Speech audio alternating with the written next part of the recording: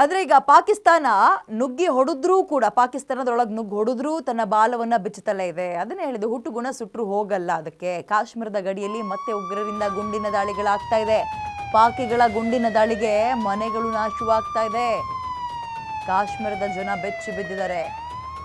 ಗಡಿ ಭಾಗ ಬೇರೆ ಅಲ್ವಾ, ಈ ರೀತಿಯ ಸೌಂಡ್ಗಳೆಲ್ಲವೂ ಕೂಡ ಅವರಿಗೆ ಕಾಮನ್ ಆಗಿರುತ್ತೆ. ಬಟ್ ಜೀವ ಅಂತ ಬಂದಾಗ ಎಂಥವ್ರಿಗೂ ಕೂಡ ಭಯ ಆಗುತ್ತೆ. ಕಾಶ್ಮೀರದ ಗಡಿಯಲ್ಲಿ ಮತ್ತೆ ಉಗ್ರರಿಂದ ಗುಂಡಿನ ದಾಳಿಗಳು ಮುಂದುವರಿತಾ ಇದ್ದು, ಪಾಕಿಗಳ ಗುಂಡಿನ ದಾಳಿಗೆ ಮನೆಗಳೇ ಸರ್ವನಾಶವಾಗ್ತಾ ಇದೆ. ಪಾಕ್ ಉಗ್ರರ ದಾಳಿಗೆ ಕಾಶ್ಮೀರದ ಜನ ಬೆಚ್ಚಿ ಬೀಳ್ತಾ ಇದ್ದಾರೆ.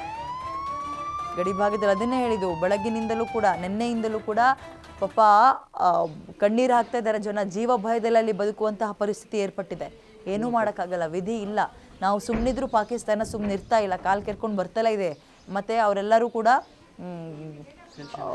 ಬಳಸ್ತಾ ಇರುವಂತಹ ಒಂದು ಶಸ್ತ್ರಾಸ್ತ್ರಗಳಿದೆಯಲ್ಲ ಸದ್ಯ ಬಾರ್ಡರ್ನಲ್ಲಿ, ನೋಡಿ ಪರಿಸ್ಥಿತಿ ಕಾಶ್ಮೀರದಲ್ಲಿ ಹೆಂಗಾಗಿದೆ ಅಂತ. ಆರ್ಟಿಲರಿ ಗನ್ಗಳನ್ನು ಬಳಸ್ತಾ ಇದ್ರಲ್ಲ, 50 ಕಿಲೋಮೀಟರ್ ಸ್ಪೀಡ್ ಇರುತ್ತವಂತೆ ಅವು. ಈಗ ಬಳಸ್ತಾ ಇರೋದೆಲ್ಲವೂ ಕೂಡ ನಮ್ಮ ಸೇನೆಯ ವಿರುದ್ಧವಾಗಿ. ಪರಿಣಾಮ ಜನ ಆಸ್ತಿನ ಕಳ್ಕೊಳ್ತಾ ಇದ್ದಾರೆ, ಜೀವನವನ್ನು ಕಳ್ಕೊಳ್ತಾ ಇದ್ದಾರೆ, ಮುಂದಕ್ಕೇನು ಅನ್ನುವಂತಹ ಪ್ರಶ್ನೆಯಲ್ಲಿದ್ದಾರೆ. ಬರ್ಬಾದ್ ಆಗ್ತಾ ಇದ್ದಾರೆ ಪಾಪ. ಹೊಟ್ಟೆಪಾಡಿಗೆ ಯೋಚನೆ ಮಾಡುವಂತಹ ಪರಿಸ್ಥಿತಿ ಇದ್ದಂತಹ ಒಂದು ಸೂರನ್ನು ಕಳ್ಕೊಳ್ತಾ ಇದ್ದಾರೆ. ನೆಮ್ಮದಿಯಾಗಿ ಕಣ್ಮುಚ್ಚಿ ನಿದ್ರೆ ಮಾಡೋಣ ಅನ್ನೋಕ್ಕೆ ಒಂದು ಮನೆ ಇಲ್ಲ, ಒಪ್ಪತ್ತು ಕುತ್ಕೊಂಡು ಊಟ ಮಾಡೋಕ್ಕೆ ಒಂದು ಪರಿಸ್ಥಿತಿ ಸರಿ ಆಗ್ತಿಲ್ಲ. ಹಾಗಾಗಿ ಕೆಲವರನ್ನ ಒಂದು ರಕ್ಷಣಾ ಸ್ಥಳಕ್ಕೂ ಕೂಡ ಕರ್ಕೊಂಡು ಹೋಗುವ ಕೆಲಸಗಳಾಗಿದೆ. ಅದರ ನಡುವೆಯೂ ಇಂತಹ ಒಂದು ಅವಘಡಗಳಾಗಿರೋದನ್ನು ಗಮನಿಸ್ತಾ ಇದ್ದೀವಿ.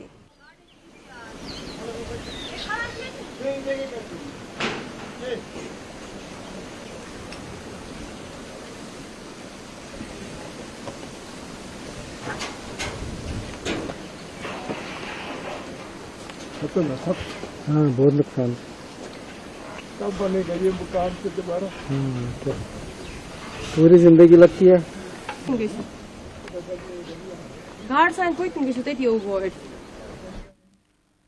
ಇನ್ನು ಗಡಿಯಲ್ಲಿ ಭಾರತೀಯ ಸೇನೆ ಮತ್ತಷ್ಟು ಅಲರ್ಟ್ ಆಗಿದೆ. ಗಡಿ ಗ್ರಾಮಗಳಲ್ಲಿ ಜನರನ್ನ ಇದೀಗ ಬೇರೆ ಕಡೆಗೆ ಸ್ಥಳಾಂತರ ಮಾಡುವಂತಹ ಕೆಲಸದಲ್ಲಿ ಮುಂದುವರೆದಿದ್ದು, ಪಾಕಿಸ್ತಾನದ ಮೇಲೆ ಮತ್ತೆ ದಾಳಿ ನಡೆಸುವಂತಹ ಸೂಚನೆನ ಇದು ಅನ್ನುವ ಪ್ರಶ್ನೆ ಕಾಡ್ತಾ ಇದೆ. ಮುಂಜಾಗ್ರತಾ ಕ್ರಮವಾಗಿ ಜನರನ್ನ ಶಿಫ್ಟ್ ಮಾಡ್ತಾ ಇದೆ ಸೇನೆ.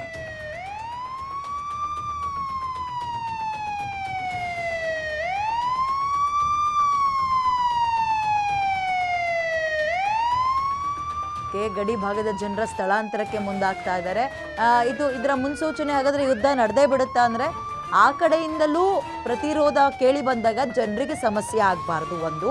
ಮತ್ತೊಂದು ಕಡೆ ಇಂತಹ ಕೆಲವೊಂದು ಪ್ರಿಕಾಷನ್ಸ್ಗಳನ್ನು ತಗೊಳ್ಳೇಬೇಕಾಗುತ್ತೆ. ಅಲ್ಟಿಮೇಟಾಗಿ ಯುದ್ಧ ನಡೆದೇ ಬಿಡುತ್ತೆ ಅಂತ ಹೇಳೋಕ್ಕಾಗಲ್ಲ. ಜನರನ್ನ ಸ್ಥಳಾಂತರ ಮಾಡಿದ್ರು ಅಂದ ತಕ್ಷಣ ಆ ಕಡೆಯಿಂದಲೂ ಬರ್ತಾ ಇದೆಯಲ್ಲ, ಫೈರಿಂಗ್ ಸದ್ದು ಕೇಳ್ತಾ ಇದೆಯಲ್ಲ, ಅದರಿಂದಲೂ ಜನರಿಗೆ ಸಮಸ್ಯೆ ಆಗಬಾರ್ದು ಅನ್ನೋ ನಿಟ್ಟಿನಲ್ಲಿ ಈ ಮುಂಜಾಗ್ರತಾ ಕ್ರಮಕ್ಕೆ ಮುಂದಾಗ್ತಾ ಇದ್ದಾರೆ.